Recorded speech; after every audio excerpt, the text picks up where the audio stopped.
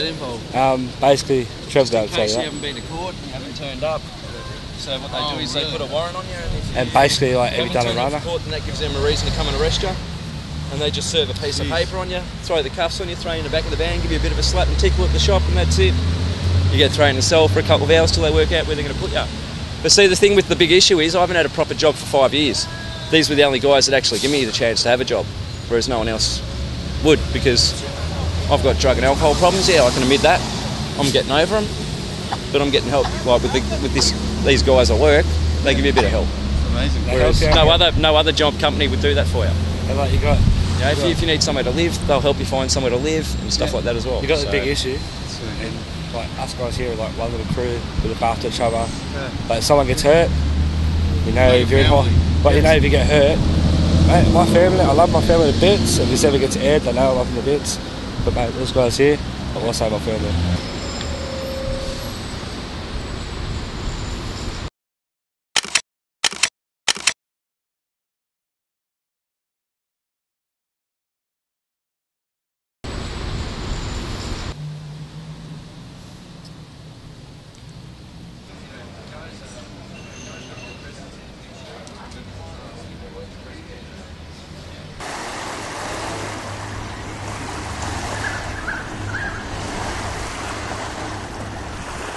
What do you think about the people who live around Double Bay?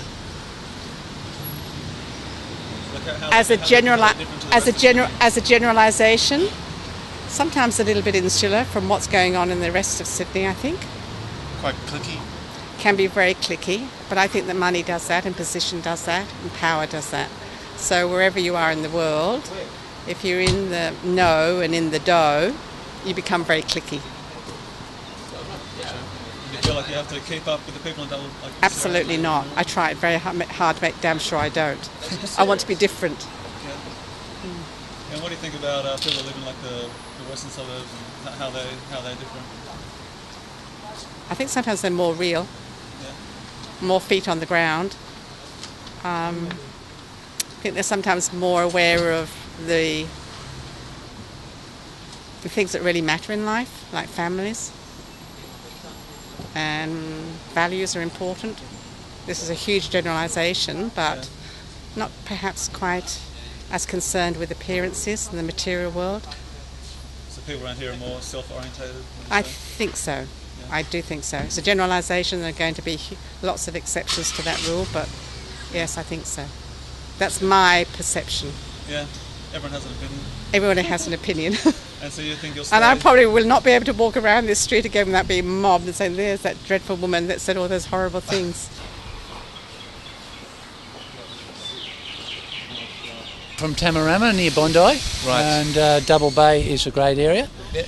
It's a lot of new shops up and coming, and a lot of fairs happening, so it's really good, cosmopolitan. So rather than going to a large mall like Westfield, Bondi Junction, which is great, you have the village atmosphere of the trees, walking down in the sunshine. What could you ask for? Great place to be, and a good area, and safe. Fantastic.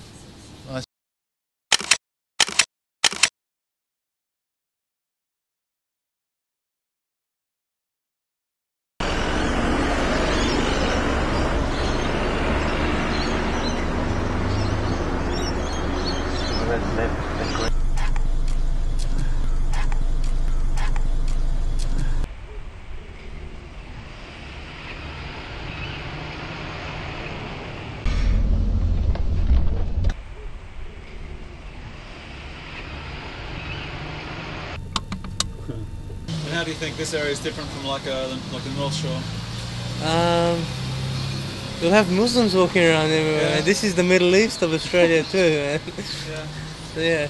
So it's much more peaceful, very quiet, very easygoing. Yeah. I just moved into Lakemba, I think like 3 years ago. I used to live in Auburn before. I love Lakemba. Never would live it again. Were you in a similar kind of neighbourhood in Melbourne? No, in Auburn. Auburn. Oh, you was in Auburn, sorry. Yeah, Auburn is very similar, but Lakemba is more religious oriented than Auburn. You know, like you'll have much more religious people walking around and stuff like that. So that's one of the reasons that I like Lakemba over Auburn. And Yeah, we got about, I think, eight praying places around here. So I've got one across the road over here. Oh, gotcha. So yeah, anyway. 5 times a day, is it? Yeah, we pray 5 times a day. But in Ramadan, we got special sets of prayers. Extra voluntary prayers. That people would go to. Increase their rewards and stuff like that. So, To me, no. Where my community is, I stick with it. yeah. See, we are Arab. We like be together all the time. Yeah. Because different lecture up there. I can build mosque. No one. I wouldn't give a permission for mosque. So I stick with Lakemba. Fair enough. My people, you know what I mean? Yeah. Sounds alright. Alright, thanks very much. Okay.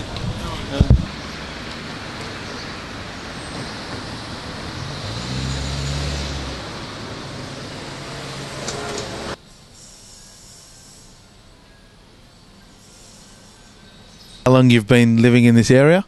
20 years. 20 years. That's quite a long time. What would you say is, this area is like compared to other parts of Sydney? This is not like other parts of Sydney. No? No, How is it different? because it's the Muslim capital of Australia. Muslim capital of Australia. I see. You've been here since the beginning. It's changed quite a lot, hasn't it? Yeah, it's more so in the last 10 years of John Howard's reign.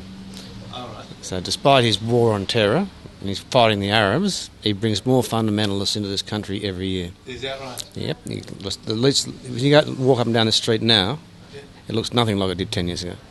You would see very few people in full gear that you do now. This pub would have changed completely. Yeah, but this is an immigration area. Always has been.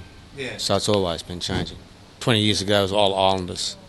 All right. So they're at Liverpool, Blacktown, Campbelltown now. Yeah. And Bondi they used to be in. Oh yeah, but a different sort of more island. Kiwis over in Bondi, islanders here. Right. So just if I could ask about, what happened in Cronulla a couple of years ago. Mm. The media. It looks like the media blew it up. It's called a riot. Do you think it was a riot, or how do you see it? Well, that thing it was like hassle about the rapes that was around here about 10 years ago.